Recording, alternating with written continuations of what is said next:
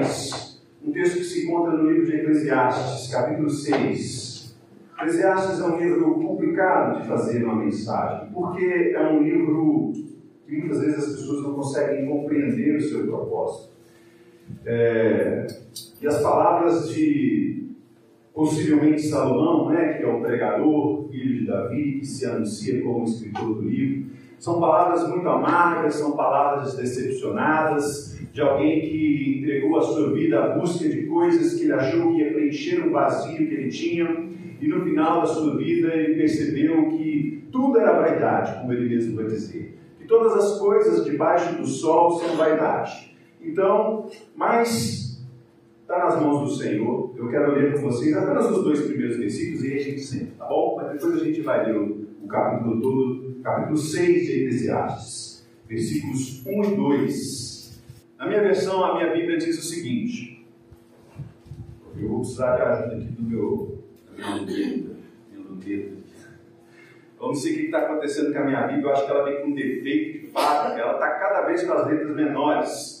Não sei o que está acontecendo, eu vou reclamar com a imprensa lá, porque ela está desgastando, eu acho, as letras, e as letras estão ficando menores. Acontece com a sua Bíblia também? A letra diminui? A minha está acontecendo isso. Deve ser defeito de fábrica, está velha, tadinha. Vamos lá? Diz assim a minha Bíblia.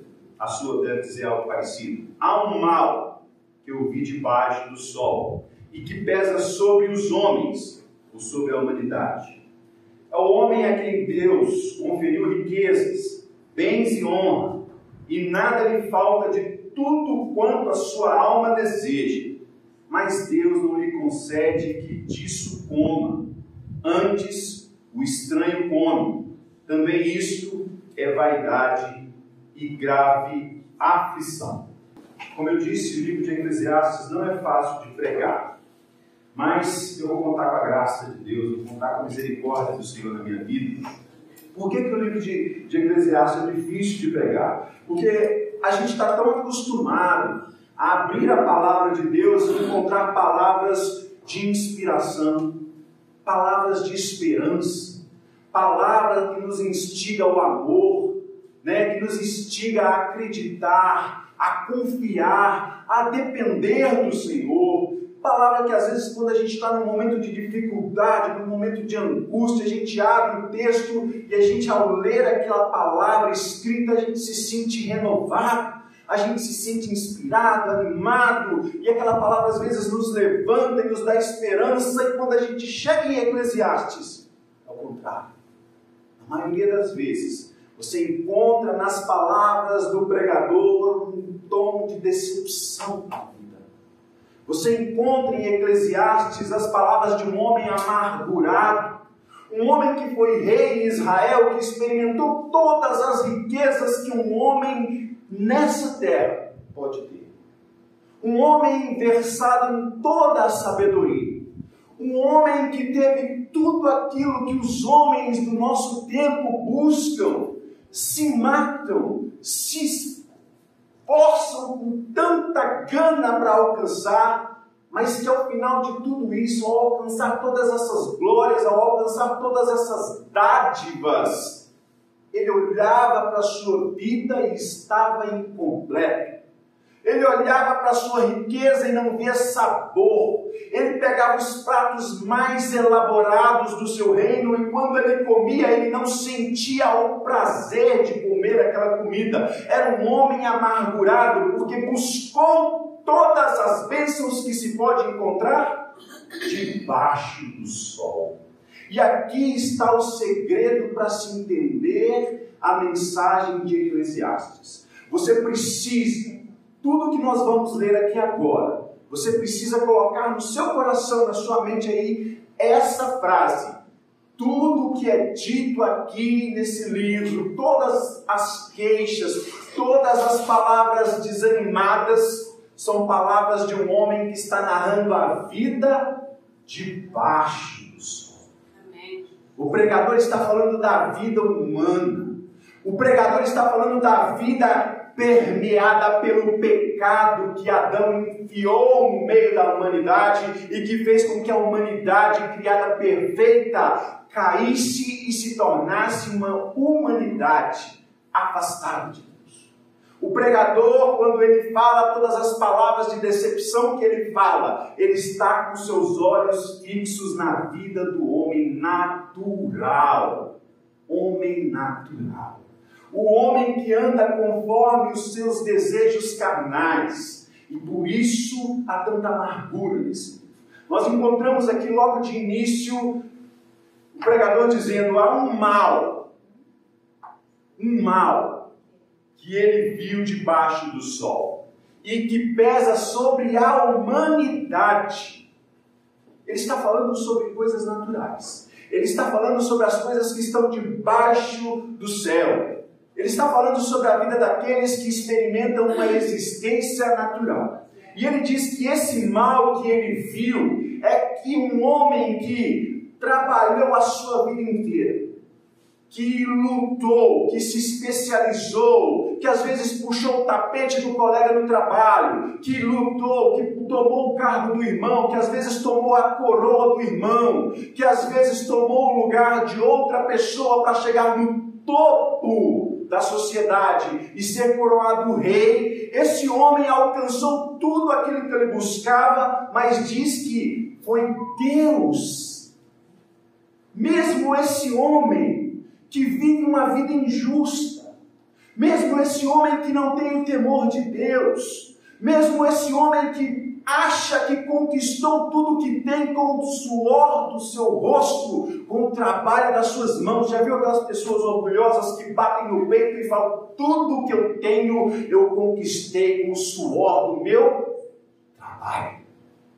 Tudo que eu tenho eu corri atrás. Eu nunca consegui nada de graça. Nada nunca caiu do céu para mim. Esse homem está enganado.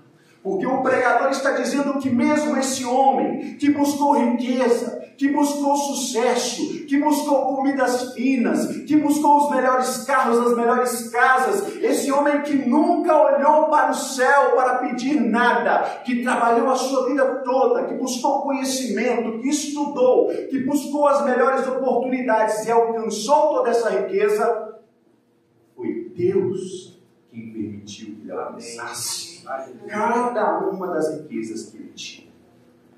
Então, meus queridos, as pessoas às vezes acham, as pessoas às vezes se confundem e pensam que muitas vezes aquelas pessoas ricas e ímpias, tudo que elas têm foi o diabo que deu.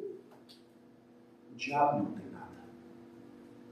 O diabo não tem nada. A palavra é muito clara: meu é o ouro, minha é a prata.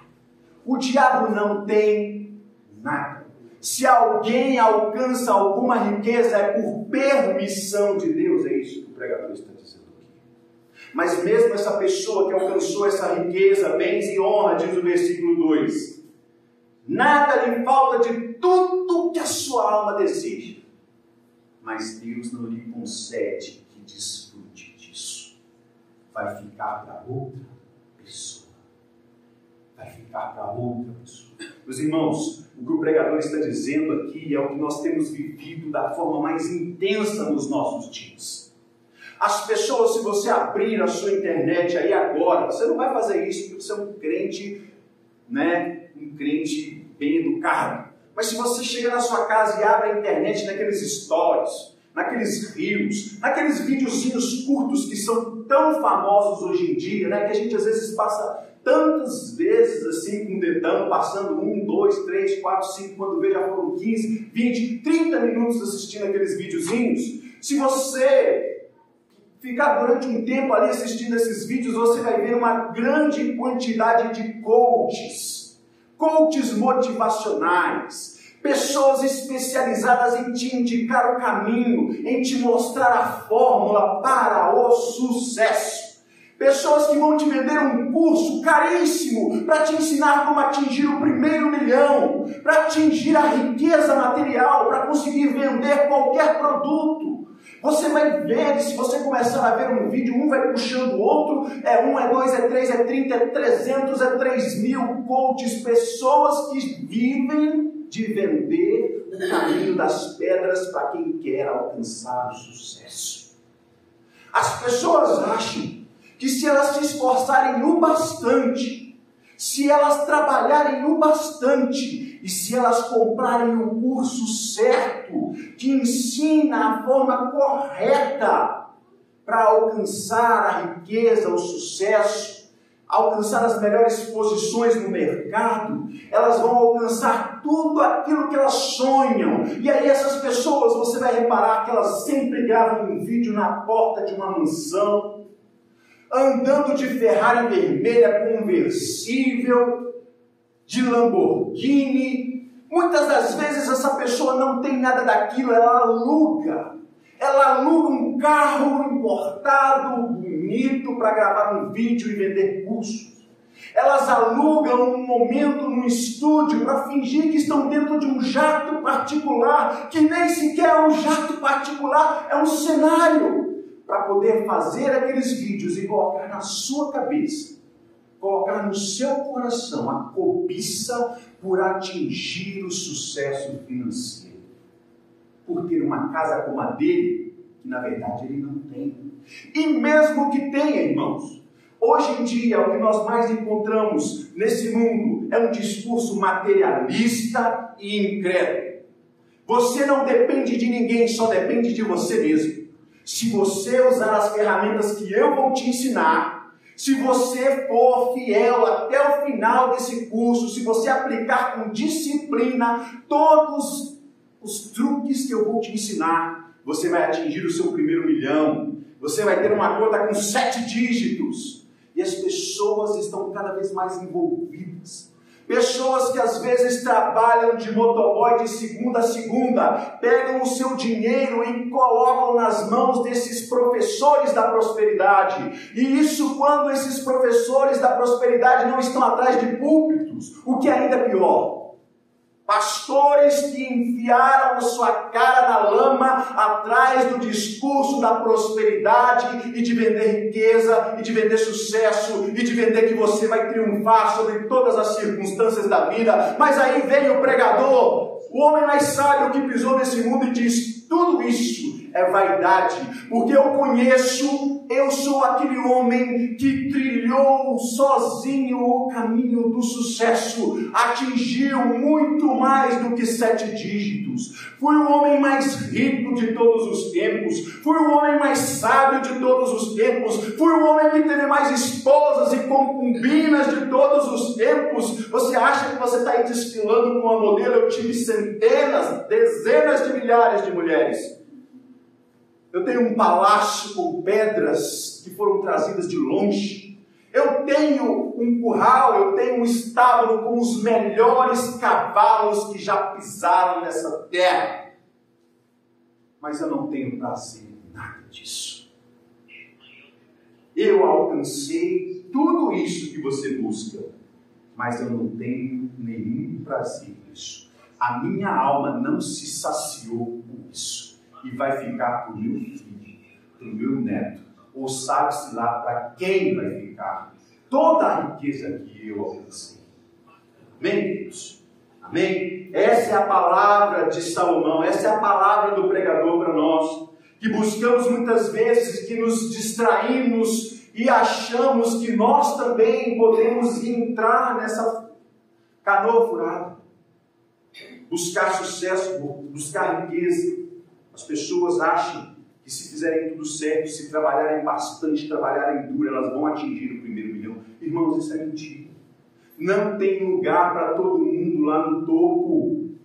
É matemático. Não tem lugar para todo mundo no topo. A pirâmide é clara, a base é larga e o topo é estreito. Os que vão atingir milhões são poucos. Os que vão ter casas fantásticas, com piscinas grandiosas, são poucos. E é melhor que seja assim. É melhor que seja assim, porque quem coloca o seu coração nessas coisas pode até alcançar a maldição de consegui-las.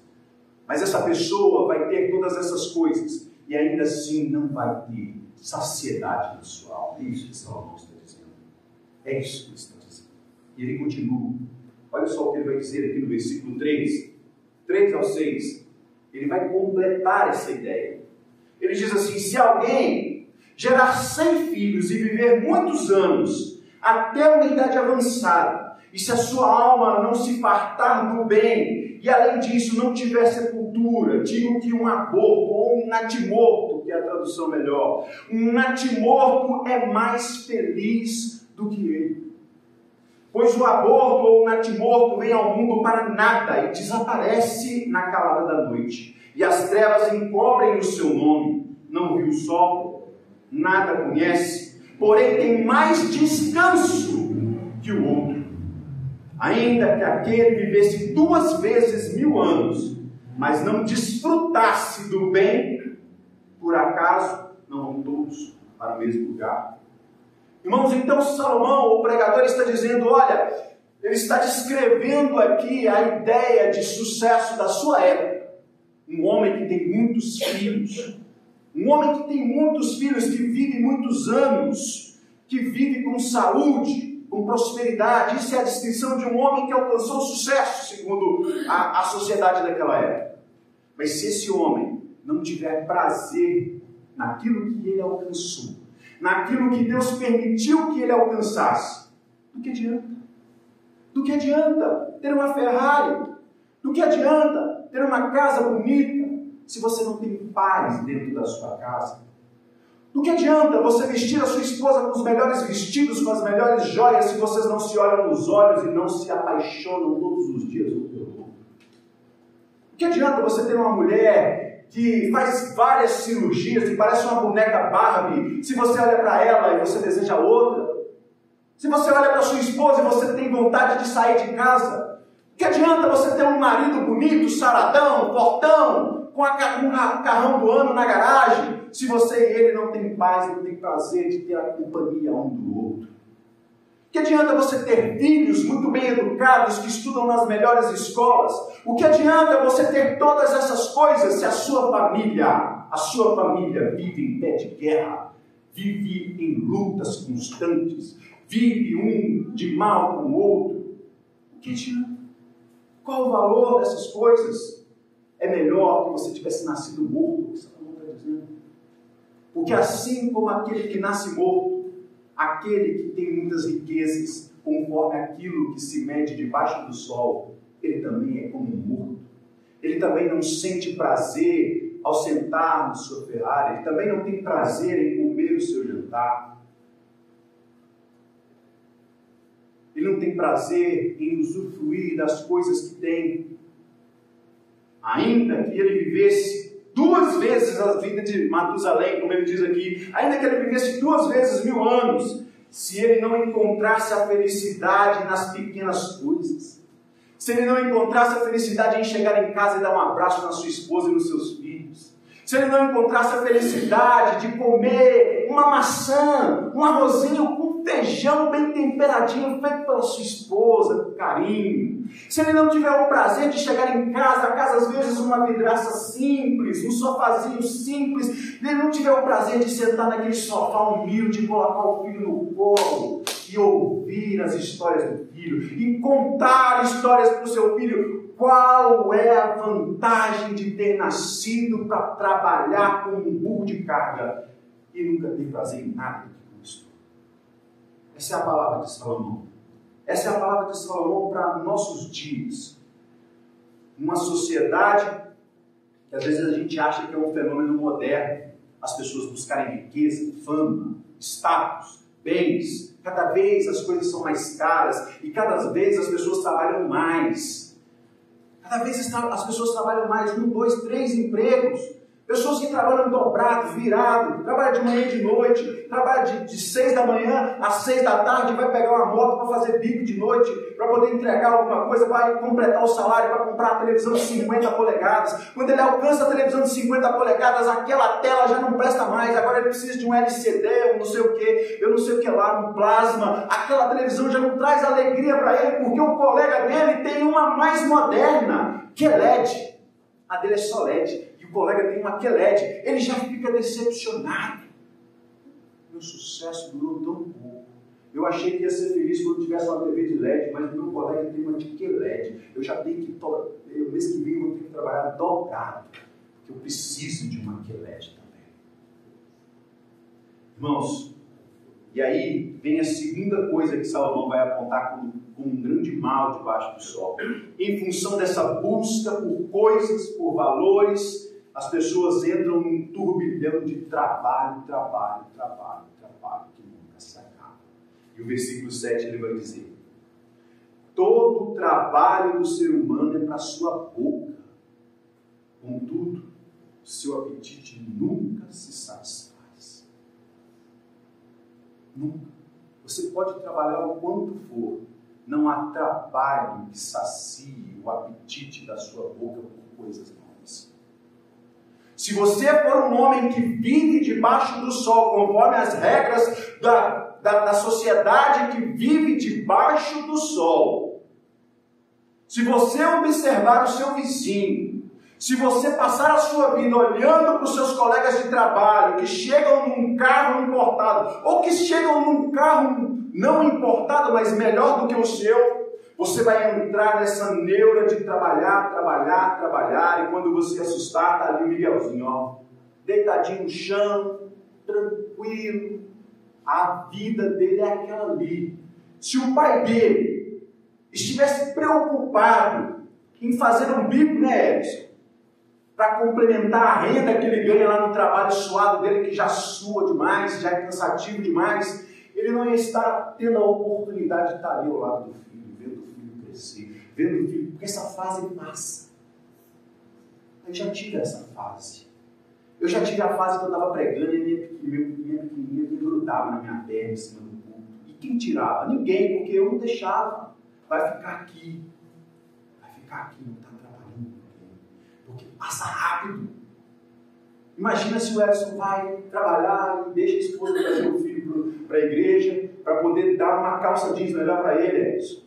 Para dar um velotrol melhor para ele. Quando ele assustar, o filho dele já não vai estar querendo mais velotrol, ele já vai estar andando de moto.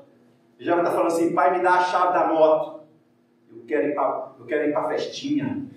Eu quero ir sozinho para a escola. Eu quero ir trabalhar para me ganhar meu dinheiro. Eu aprendi com o Senhor que eu preciso trabalhar muito para alcançar a minha televisão de QLED. E aí o Edson vai tomar aquele susto: meu Deus, o meu filho já está andando de moto. Estava deitado no tapete da igreja ontem. Agora está andando de moto. Eu fiquei a minha vida toda trabalhando para dar uma televisão de QLED para o Miguel, e o Miguel nem sequer quer assistir televisão, ele quer andar de bicicleta com o pai. É ou não é? Desculpa usar o seu exemplo do Edson. Poderia ser o exemplo de cada um aqui, mas é porque o único que está com criança aqui. Eu poderia ter feito a mesma coisa na minha vida, eu poderia ter uma situação financeira melhor. Se eu tivesse feito como muitos colegas que eu conheço, que trabalham o dia inteiro, saem do trabalho e vão direto para o bico, passam a noite no bico e no outro dia já não tem força, não tem ânimo, não tem disposição para pegar o filho e conversar, porque está muito cansado. É isso que Salomão, ou isso que o pregador está dizendo aqui: olha, o seu trabalho é da sua boca e ela é insaciável. Se você trabalha 12 horas, ela come 12 horas do seu trabalho. Se você trabalha 24 horas, a sua boca consome 24 horas do seu trabalho. E ele continua: pois que vantagem tem o sábio sobre o tolo? Ou o pobre, que sabe como sobreviver? Melhor é o que os olhos veem do que aquilo que a alma deseja. É melhor aquilo que você já tem. É melhor aquilo que você já alcançou. É melhor você viver, aproveitar, gozar a sua vida com as coisas que você já recebeu do Senhor. Porque ele deixou bem claro lá no primeiro versículo que tudo que temos, recebemos do Senhor. O ímpio pode não reconhecer, bater no peito e dizer: eu consegui todas as minhas coisas com o meu trabalho. Nós devemos fazer o contrário, porque assim como nós, que sabemos que tudo que temos vem do Senhor, nós sabemos que o ímpio também Só tem, porque o Senhor permitiu. Então nós devemos aprender que é melhor aquilo que os meus olhos já podem ver. É melhor eu passar um pouco mais de tempo com meu filho. É melhor assistir naquela televisão que quando eu era pequeno ficava rodando. Essa televisão na sua casa ficava rodando a imagem assim. Você tinha que bater nela para ela parar de rodar. Quem é mais velho aí sabe dessa época, não sabe? O chuvisquinho, colocar bombril na antena. A hora que você estava na melhor cena, a televisão começava a rodar e não parava, você tinha que mexer num botãozinho lá atrás, roda para um lado, ela roda para baixo, roda para o outro, ela roda para cima. A hora que ela para de rodar, entra a propaganda. E aí você ficava ali decepcionado. Que televisão! Você, em vez de aproveitar aquele programa, você ficava estressado querendo fazer a coisa funcionar do seu jeito. Querendo fazer a coisa funcionar do jeito que você gosta. Mas era aquela televisão que a gente tinha. É melhor assistir a sua televisão rodando. É melhor você assistir a sua televisãozinha, lá, humildezinha, de 30 polegadas só, mas com os seus filhos assentados do seu lado, com a sua esposa sentada do seu lado. Vocês pegam na mão do outro e tem a alegria de estar dividindo o espaço com a pessoa que você escolheu para dividir a vida, do que está trabalhando 24 horas por dia e perdendo a sua família. É melhor o que os olhos veem do que o que a sua alma fica sonhando. E nós vamos ser felizes quando nós tivermos uma casa com 3 quartos. Nós vamos ser felizes quando a gente azulejar esse banheiro. Nós vamos ser felizes quando a gente tiver a nossa casa própria. Nós vamos ser felizes quando esse carro está com motor fumacento, a gente comprar um novo. Minha alma quer tanta coisa. Mas também isso é vaidade e correr atrás do vento. Ele completa o versículo.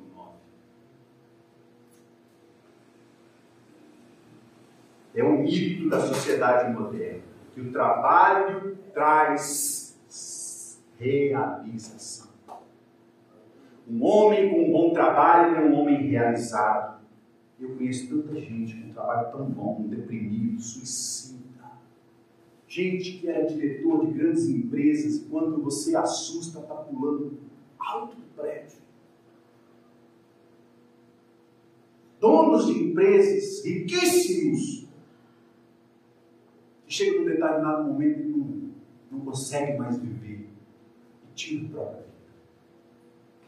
Mas eu conheço também, graças a Deus, homens simples, mulheres simples, trabalhadores, que ganham salário mínimo, às vezes nem isso, mas chega em casa e dá aquele abraço apertado, engurida na guria, e abraça, e tem prazer de estar com a família.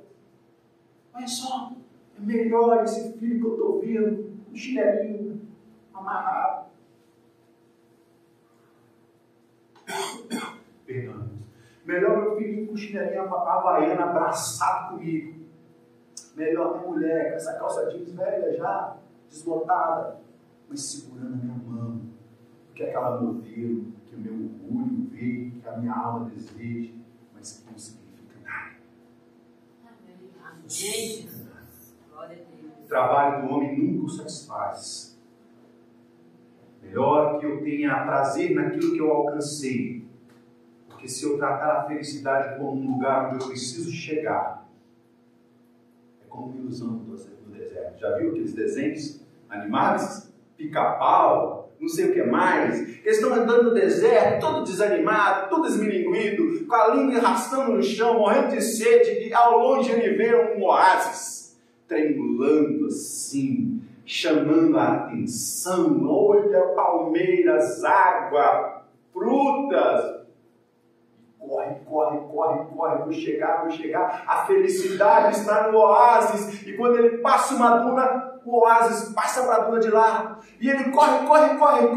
E quando ele chega no próximo, o oásis está mais para frente. E quando ele finalmente chega no oásis, que ele mergulha na água, essa cena é clássica, quem nunca viu?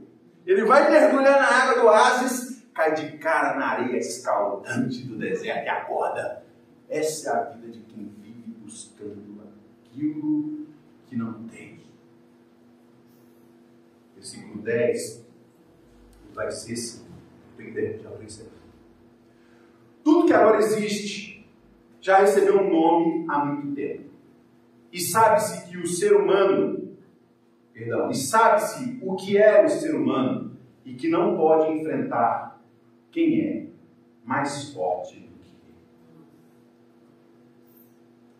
Outro mito, outra perna do mito moderno da felicidade é o mito e a ilusão de poder ter o domínio, o controle das circunstâncias. Eu vou trabalhar tanto que eu não vou depender de nada. Se eu precisar de um hospital, eu vou ter um plano de saúde que um helicóptero vem buscar a minha família na minha casa, eu tenho controle. Se a economia ficar ruim, eu vou ter tanto dinheiro no banco que eu não vou passar aperto. Eu vou ter o controle, eu vou ter uma casa com um sistema de segurança tão bem elaborado que se o ladrão tentar entrar aqui, ele não vai conseguir. Eu controlo a minha vida, eu controlo onde eu vou morar. Se o Brasil ficar ruim, eu vou ter tanto dinheiro que eu vou poder mudar para os Estados Unidos, para a Suíça, para não sei onde, e viver uma vida segura, agradável e abastada. Eu controlo o meu destino, eu faço o meu futuro. Esse é o homem que vive debaixo do sol. Mas ele esquece que o homem não pode enfrentar aquele que é maior, ou mais forte do que ele. Seja quem for. Vemos aí em 2020, uma pandemia que chegou. Ela olhou assim e falou: eu vou levar esse,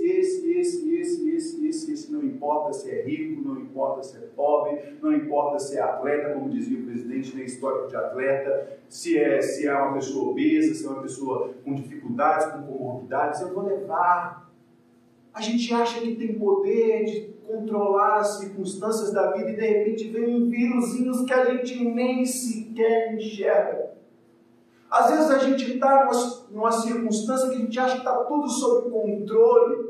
O jantar de Natal está todo pronto, tudo controlado, não tem como dar errado. Quando você abre a panela, está o feijão azedo. Queimou o pernil, azedou o suco, acabou o gás do refrigerante. Gente, a gente não controla nada. Nós, homens, mulheres, não podemos lutar contra quem é mais forte que nós. A vida não está sob o nosso controle. Ilusão que as pessoas vendem aí. Se você for bem sucedido, você vai poder escolher a vida que vai ter. Assim, o pregador achou que ia ser a sua vida. Mas ele continua no versículo 11 dizendo: quando aumentam as palavras, aumenta a vaidade. Qual o proveito que se tem nisso? Eu comecei a falar de tantas coisas que eu ia fazer, eu ia controlar tudo, meu filho ia estudar na escola tal, meu filho ia ser um médico, um advogado, um engenheiro, mas meu filho cresceu e decidiu ser hippie, vender pulseirinha na porta do shopping, e nada faz com que ele mude de ideia. Eu dei todo o estudo para ele, eu investi nele, mas ele não quer ser médico, ele quer ser vendedor de droga, ele quer ser, não sei, qualquer coisa ruim, a gente não tem controle. Meu filho vai ser assim, vai ser um homem educado, um homem gentil, quando cresce vira uma coisa que a gente não esperava. Falei que ia ser, mas as minhas palavras foram só vaidade. Esse é outro mal que a gente encontra nesse tempo e que a gente precisa fugir dele. Acharmos que temos controle, porque nós não controlamos a vida e não temos poder sobre aquelas circunstâncias que são mais fortes que nós. E aí, para encerrar, versículo 12, o pregador vai dizer: pois quem sabe o que é bom para uma pessoa durante os poucos dias da sua vida de vaidade, os quais ela gasta como sombra? Quem poderá lhe dizer o que vai acontecer debaixo do sol depois que ela morrer? A última perna do mito da felicidade que a gente encontra no mundo de hoje é de que nós podemos saber e controlar o futuro. Olha, irmãos, a gente não controla nem o presente. Eu acabei de falar aqui que a gente não controla nem as coisas que acontecem à nossa volta, se o feijão vai azedar ou não. Se vai acabar a luz na hora de assistir a final do campeonato ou não. A gente não controla, não está nas nossas mãos. Imagina o futuro, e a palavra diz: quem poderá dizer ao homem o que vai acontecer debaixo do sol depois que ele for? A gente faz tantos planos para o futuro e esquece de viver o presente. Mas nós somos feitos para gozar as dádivas de Deus à medida que elas vão chegando nas nossas vidas. Aleluia. Quando você tiver uma criança de colo, um bebê de colo, aproveita quando ela gorfar na sua camisa novinha. Ah, que saudade dos meus filhos gorfando na minha camisa. Aquele cheirinho maravilhoso de azedo. Que saudade nunca mais. Só os netos talvez, né? Mas eu aproveitei. Eu troquei fralda. Eu curei umbigo. Eu dei primeiro banho. Eu fui pai. Eu estava lá quando os meus filhos deram o primeiro passo. Eu vi. Eu estava lá. Eu não enriqueci a minha conta bancária, mas eu vi os meus filhos crescerem. Eu estava lá quando a minha esposa precisou de mim no hospital. Eu que estava segurando a mão dela. Não era a mãe dela, não era a irmã dela, não era um estranho, não era uma enfermeira qualquer. Era eu que estava lá. É assim que nós temos que viver a vida. As coisas boas e as coisas ruins. Na hora que a vida trouxer coisas ruins para nós, nós temos que recebê-las, vivê-las e entender que elas vão passar. Amém. Que as coisas boas vão passar. Se quisermos achar o real significado na vida sob o sol, eu nem estou falando da esperança do sol da justiça, que nascerá sobre nós. Porque quando nós temos essa esperança, paramos de olhar para debaixo do sol e olhamos para cima do sol, aquele que habita acima do sol, que governa o sol e as estrelas, a nossa esperança já não está mais nessas coisas que acontecem e que a gente não controla aqui. Nós temos a esperança na glória. Se nós quisermos achar significado, não é na riqueza, não é na longevidade, não é no trabalho, não é na independência, não é no controle, não é no saber o futuro, mas é o que o pregador vai dizer lá no final de Eclesiastes, para a gente fechar, capítulo 12, versículos 13 e 14, ele vai dizer assim: de tudo o que se ouviu, a conclusão é esta: teme a Deus e guarda os seus mandamentos, porque isto é o dever de todas as pessoas. Aleluia. Porque Deus há de trazer juízo, todas as obras, até as que estão escondidas, quer sejam boas, quer sejam más. A esperança para o mundo não é as coisas que os pregadores, que os coaches, que os professores da prosperidade ensinam nos seus cursos caríssimos. A esperança para o mundo é crer em Deus, é temer ao Senhor, buscar compreender a sua vontade. E para nós que estamos aqui, ainda mais, devemos saber receber todas as dádivas que recebemos do Senhor e vivê-las hoje. A felicidade não é um lugar no futuro. A felicidade ela é possível hoje, se nós entendermos que há um Deus sobre nós. Há um Deus sobre nós. Há um Deus acima do sol. Nós não estamos escravizados em uma vida debaixo do sol como as pessoas que estão lá fora. Nós temos esperança. Você tem esperança? Amém. Você crê nisso? Você crê que a sua vida pode ser um retrato do que está acima do sol e não desse retrato triste e enfadonho que o pregador mostrou do que está debaixo do sol? Eu te peço que se coloque de pé no seu lugar. Se você tem essa esperança. Eu vou deixar o papelzinho aqui, tá, pastor? Tem uns pedidos de orações. Eu quero fazer essa oração aqui. Tá aí, Maria. Depois o pastor vai orar pelos pedidos que estão aqui, tá bom? Quero fazer uma oração por nós. Para que a gente entenda, não como Salomão, não como pregador que teve que chegar no fim da vida. Alcançar tudo que ele sonhou. Todos os desejos da sua alma. Mas não ter o prazer de usufruir de nada. Vamos orar para que a gente tenha prazer na nossa vida, em usufruir cada dádiva do Senhor como uma dádiva do Senhor, em nome de Jesus. Amém?